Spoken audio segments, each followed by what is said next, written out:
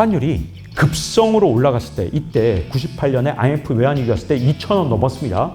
이렇게 급성으로 올라간 건 금방 내려와요. 그런데 이때부터는 환율이 만성적으로 올라가는 게 보이시죠? 그래프로만 봐도. 그러니까 스마트 머니들은 그냥 달러로 복리 효과를 누리면 앞으로 한 3에서 7년 동안은 달러로 이자가 더 많이 생기잖아요.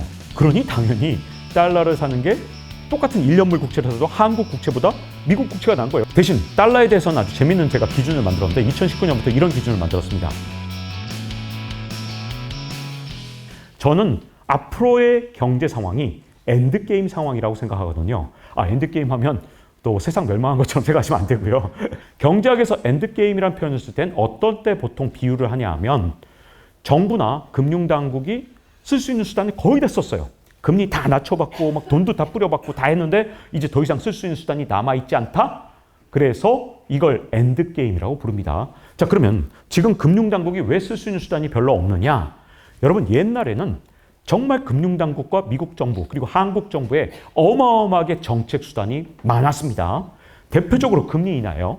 1980년에 미국의 기준금리는 한때 20%를 찍은 적이 있어요. 잠깐 찍었다 내려왔는데, 그러니까 어마어마한 기준금리였죠. 요즘에 우리나라에선 20%보다 더 많은 금리를 만약에 이자를 받잖아요. 그러면 고리대금으로 잡혀가는데 기준금리가 20% 찍은 적이 있어요. 그런 다음에 어떤 일이 생겼냐? 자, 이제부터 나오는 모든 그래프의 회색 기둥은 전부 다 경기 침체거든요. 근데 금리가 워낙 높았기 때문에 기준금리만 낮추면 바로 경제가 회복되고 주가도 막 2배, 3배씩 올랐거든요. 자, 근데 그게 계속 반복됐습니다. 경기 침체가 오니까 금리를 낮춰요. 근데 예전 금리로 돌아가지 못하죠. 경기 침체가 오니까 금리를 낮추지만 예전 금리로 돌아가지 못한 상태가 30년 동안 반복되다 보니 2008년에 무슨 일이 생겼냐? 제로금리를 만들었어요. 여러분, 제로금리인데 미국 경제가 좋아지질 않아요. 계속 망해가요. 주가도 계속 떨어져요. 그래서 여러분도 잘 보시면 아시겠지만 이 경기 침체 기간이 최근 들어서 가장 두꺼운 때가 바로 이때죠. 왜? 연준이 제로금리 만들었는데 이 경기 침체가 해결되지 않으니까 연준이 완전 당황했죠. 쫄았습니다. 그래서 어떤 정책을 내놨냐? 바로 양적 완화를 처음 도입했죠. 여러분, 2001년에 일본에서 벤 버냉키한테 우리 일본에서 별짓을 다 했는데 경제가 좋아지지 않습니다. 어떻게 하면 좋을까요? 그랬더니 버냉키가 야, 내가 양적 완화라는 새로운 생각을 해봤는데 니들이 한번 해볼래? 그래서 일본이 먼저 해서 전 일종의 일본이 모르모토 역할을 해줬다고 봅니다. 그래서 2001년부터 일본이 찔끔찔끔 양적 완화를 했어요. 왜냐하면 자기들이 발명한 것도 아니고 혹시 양적 완화했다가 세상이 망할지 진짜 이거 처음 하는 정책이라 이걸 얼마큼 양적 완화하지 고민했는데, 자, 일본이 이렇게 데이터를 한 7년 정도 쌓은 상태였단 말이에요. 그때 연준의장이 벤 버냉키였기 때문에 버냉키가 일본에서 실험했던 양적 완화 정책을 미국으로 도입합니다. 그게 바로 2008년 12월이죠. 그 다음부터 어떻게 됐냐? 이 검은 선인데 미국에서 양적 완화를 하는 것과 미국의 S&P 500 지수를 한번 보세요. 거의 동일하게 움직이죠.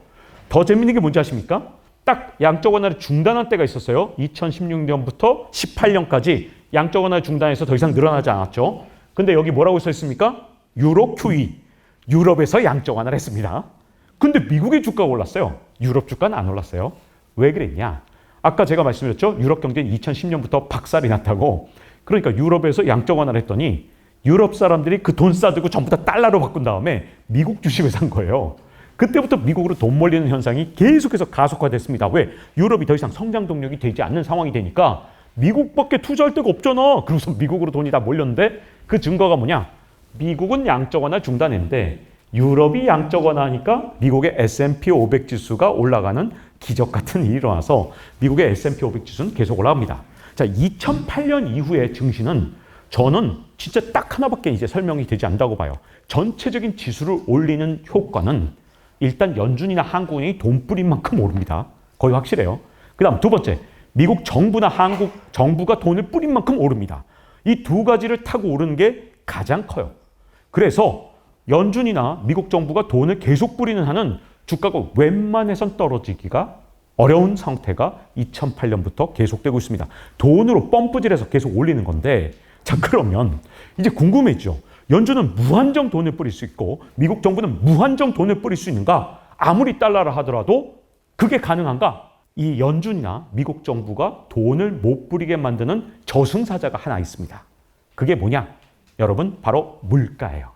기축통화의 지위를 잃어버릴 수도 있다라는 공포가 있기 때문에 물가가 3%를 넘어서면 그때부터 긴장하고 4%가 넘으면 긴축을 하기 때문에 물가가 항상 돈을 뿌리는데 저승사자라 물가가 오르면 여러분 이제 이해하실 거예요. 미국에서 CPI 발표하는 날 주가가 막 출렁거리죠.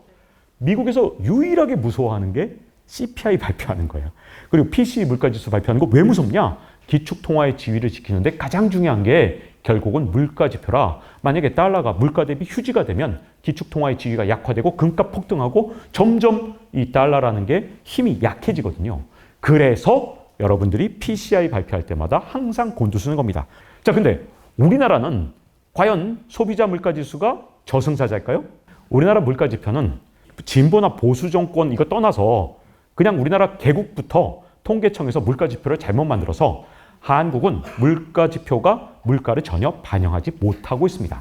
자, 그러면 한국에서 겁내는 건 뭘까요?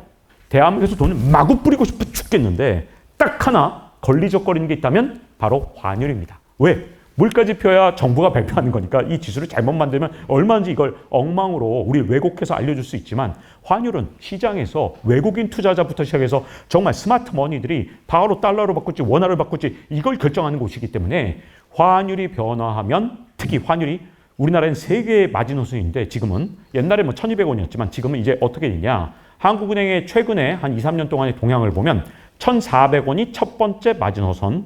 이때부터는 약간 긴장을 하더라고요. 그리고 1450원이 넘으면 더 이상 돈을 못 부려요.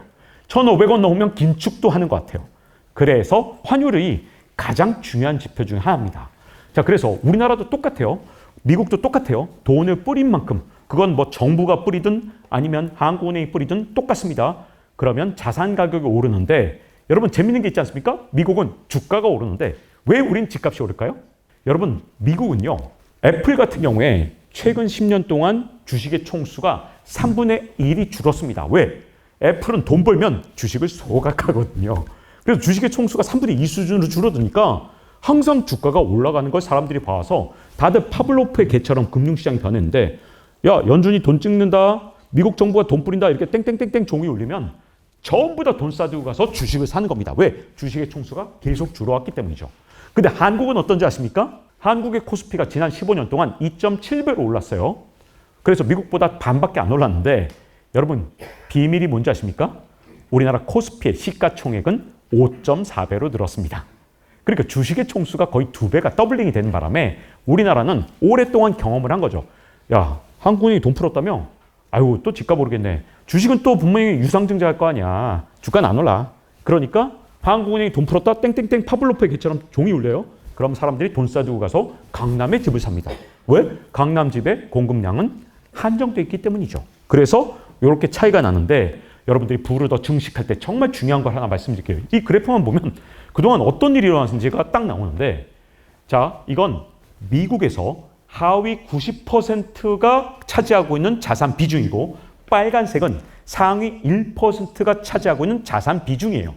근데 1990년만 해도 상위 1%는 22%밖에 갖고 있지 않았고 하위 90%가 전체 미국 자산의 40%를 갖고 있었으니까 굉장히 정상적이죠. 하위 90%는 미국인 대부분 아니에요. 40%쯤은 있어야지 라고 생각이 드시겠지만 회색 기둥이 나타날 때마다 어떤 현상이 생겼어요?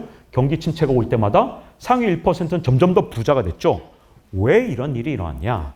여러분, 요번에 정부에서 15만 원 나눠줄 때 n분의 1에서 나눠줬고 하위 계층한테는 55만 원까지 주죠. 이렇게 정부에서 돈을 나눠줄 때는 n분의 1에서 주거나 하위 계층한테 돈을 더 많이 주기 때문에 빈부격차가 해소됩니다.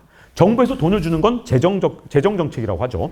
연준에서 돈을 찍거나 한국은행이 돈을 찍는 거 이걸 통화정책이라고 부르는데 여러분 한국은행이 돈 엄청 찍었거든요. 여러분 주머니에 한국은행에서 돈 찍었다는 그 돈 여러분 주머니에 있습니까? 없어요. 한국은행이 돈을 찍으면 그 돈은 100% 시중은행한테 갑니다. 자, 근데 여기서 재밌다기보다 무서운 현상이 하나 있어요. 정부가 돈을 뿌리면 이렇게 n분의 1에서 나눠주지만 시중은행은 n분의 1 합니까? 한국은행에서 이번에 새로 돈을 100조 원 찍었습니다. 그러니까 기념으로 여러분들한테 1억 원씩 공평하게 돈을 빌려드릴게요 라고 시중은행이 합니까? 안 그러죠. 1,000억 원대 자산가가 은행에 찾아가면 금리 2%로 1,000억 원을 빌려주는 게 은행이고요. 1,000만 원 갖고 있는 사람, 신용도가 낮은 사람이 은행 가서 돈 좀 빌려주세요 하면 어이구 어디서 신용도도 떨어진 사람이 어디서 찾아와서 그래요? 그러면서 50만 원 빌려주면서 20%를 빌려주는 게 은행입니다.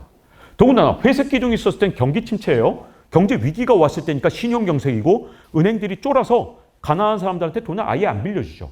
그러니 부자들은 이때 어떻게 할 수 있냐? 상위 1%는 돈을 와장창 빌려갖고 주가가 엄청 떨어졌을 때 주식을 사거나 아니면 부동산 가격이 엄청 떨어졌을 때 부동산을 삽니다. 자, 그리고 이제 환율은 어떻게 될 거냐? 자, 보세요.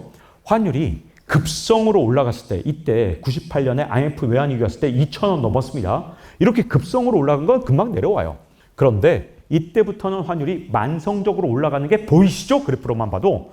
여러분 근데 저는 2019년에 제가 쓴 책에도 뭐라고 써놨냐? 전 재산의 50%를 달러로 바꿔라. 그리고 10% 금으로 바꿔라 라고 했습니다. 저는 도대체 2019년에 무슨 생각을 했길래 책에다가 심지어 전 재산의 50% 그리고 10%를 금을 사라 이런 주장을 할 수 있었느냐. 자, 달러부터 얘기할게요. 일단 달러가 만성적으로 올라갈 수밖에 없는 첫 번째 이유는 트럼프 일기 때부터 트럼프가 미국에다 공장 안 지으면 죽는다라고 했죠. 자, 그래서 우리나라 대기업들의 행동이 바뀌었습니다. 어떻게 바뀌었냐면 예전에는 수출을 해서 왕창 돈을 벌면 100% 원화로 환전해서 한국에 공장을 지었는데 트럼프 일기 때부터 미국에다 공장 지으라고 그때부터 협박이 시작되니까 우리나라 대기업들이 딱 월급만큼만 환전을 하고 나머지 돈은 전부 달러로 보유하고 있더라고요. 그래서 달러 공급이 막혀버렸습니다. 그 다음 두 번째 문제는 뭐냐? 여러분 국민연금이 어떤 일을 하고 있냐면 전체 들어온 돈의 26%는 한국 채권, 15%는 한국 주식. 그럼 나머지 60%는 어디다 투자할까요? 달러에 투자합니다. 그럼 이제 많은 사람들이 욕해요. 코스피 투자하는 사람들은 국민연금이 나쁜 놈들이라서 그렇게 하는 게 아니고요. 국민연금에 돈이 들어올 때는 코스피가 뭐 5천, 6천도 갈 수 있겠지. 모든 돈을 다 넣으면 되겠죠. 근데 문제는 언젠가 국민연금은 반드시 빼나가는 돈이 더 늘어나는 때가 오는데 그때 한국 채권을 국민연금이 팔기 시작하잖아요. 그럼 금리가 7%였다가 20% 갑니다. 진짜 한 방에 가요. 그리고 우리나라 코스피에서 국민연금이 주식을 팔기 시작하면 그때 주가가 예를 들어 4천이었다 하더라도 단방에 1,000 갑니다. 왜? 국민연금은 연모단의 고리이기 때문이죠. 그래서 국민연금이 지금 현재 전체 투자 금액의 정확하게는 56%만큼 달러에 투자하고 있고 이 비중을 늘려서 나중 가면 60%를 달러에 투자하려고 하고 있습니다. 근데 우리가 내는 돈이 9에서 13%로 점점 늘어나니까 예상보다도 더 격하게 움직이겠어요? 어떻게 움직입니까? 국민연금은 끝없이 달러를 살 거예요. 근데 문제는 우리나라 대기업은 더 이상 달러를 우리 시장에서 팔 수가 없어요. 그러니 두 가지 원인 때문에 문제가 되겠죠. 그 다음 마지막 세 번째. 제가 앞으로 3에서 7년은 금리가 우리가 상대적으로 미국보다 낮을 거라 그랬죠. 지금 오늘은 미국의 1년물 국채금리가 아마 4.2쯤 될 거고요. 우리나라 1년물 금리는 2.2쯤 될 겁니다. 한 2% 차이 나요. 그러니까 스마트머니들은 그냥 달러로 복리 효과를 누리면 앞으로 한 3에서 7년 동안은 달러로 이자가 더 많이 생기잖아요. 그러니 당연히 달러를 사는 게 똑같은 1년물 국채를 사도 한국 국채보다 미국 국채가 난 거예요. 심지어 우리나라 정기예금 하는 것보다 미국 국채 사면 금리가 더 높아요. 그래서 저는 지속적으로 달러로 사람들이 바꿀 것이다 라고 생각했기 때문에 2019년에 환율이 1,060원일 때 그런 주장을 했고요. 자, 그러면 금은 도대체 왜 사라 그랬냐? 금액은 틀렸을 수 있습니다. 저도 6년 전에 떠든 거라 잊어버렸는데 대충 이랬어요. 금의 그 당시 가격이 1트로이언스에 1,200달러인데 금의 생산 단가가 1,400달러였어요. 무조건 사도 이건 먹는다라고 자신 있게 말했고 10% 사야 된다 그랬는데 지금 금값이 오르는데 지금 금값은 어떻게 됐냐? 정확하게 통화량만큼 금값이 늘어나고 있고 높아지고 있거든요. 지금 오늘의 금값은 지금의 전 세계 M2하고 똑같습니다. 저는 금의 가치를 어떻게 평가하냐면 전 세계 M2와 금값을 비교해 보면 지금의 금값은 싸거나 비싸거나 하지 않아요. 딱 자기 가격이에요. 그래서 지금은 적극적으로 사라고는 말을 못합니다만 앞으로 이 전 세계 중앙은행이 돈을 더 찍는다. 그럼 금값이 더 오를 거고 전 세계 중앙은행이 긴축을 한다. 그럼 금값이 떨어질 거예요. 근데 저는 더 찍을 가능성이 좀 더 높다고 보기 때문에 19년에 산 금을 여전히 계속 보유할 생각입니다. 다만 여러분 금값이 떨어지는 경우가 딱 하나 있어요. 경기 침체가 오면 금값이 20% 이상 폭락하는데 그때 왜 폭락하느냐? 경기 침체가 오면 먹고 살기가 힘든 서민들 중에선 금으로 된 귀걸이나 목걸이 같은 걸 팔아요. 그래서 금값이 경기 침체가 온 다음에 한 서너 달은 떨어질 수가 있어요. 그래서 금을 사는 방법은 누적적으로 사거나 나눠 사거나 아니면 금값이 뭐 떨어졌을 때 사거나 이거 두 가지 중에 어떤 걸 선택하시든 그건 모르겠고 대신 달러에 대해서는 아주 재밌는 제가 기준을 만들었는데 2019년부터 이런 기준을 만들었습니다. 지난 3년 평균 환율보다 아래로 떨어지면 달러로 바꾼다라는 기준이에요. 지금은 3년 평균이 많이 올라와서 1,355원입니다. 3년 평균보다 가끔씩 내려가거든요. 그럴 때 조금씩 바꿔놓는 거죠. 그래서 저는 달러로 바꾸는 데에는 명확한 기준인 3년 평균보다 아래면 점진적으로 바꾼다는 기준이 있고요. 금은 기준이 없습니다. 얘는 안전자산이 아니거든요. 사실은 두둑대둑합니다. 그냥 그 가격이 막 폭등했다 폭락했다 하기 때문에 기준을 만들어 줄 수 없고 적립식으로 하거나 아니면 폭락을 노리거나 둘 중에 그거는 뭐 선호대로 하겠지만 저는 앞으로 종이돈을 무지막지하게 찍어낼 게 분명하기 때문에 지금 인류는 이제 다시 건너올 수 없는 강을 건너는데 무슨 강을 건너냐? 전 세계가 전부 다 어마어마한 빚을 졌잖아요. 그 빚을 녹여내는 유일한 방법은 지금까지 인류 역사에서 인플레밖에 없었습니다. 인플레가 일어나서 예를 들어서 지금 현재 미국의 부채가 37조 달러다. 근데 물가가 2배로 오르면 실질 가치가 예를 들어 19조 달러로 줄어드는 거잖아요. 지금까지 인류 역사에서 인플레를 일으킨 것 외에는 방법이 없었기 때문에 저는 현재 상황에서 확률적으로는 6대4 이상으로 각국 정부가 M2를 더 늘릴 가능성이 높다라고 보고 있습니다. 긴축보다는. 다만 경기 침체는 금값은 쥐약이다라고 보고 있죠. 정말 여러분들 모두가 승자가 되시기를 기원하면서 오늘 강의를 마치겠습니다. 감사합니다.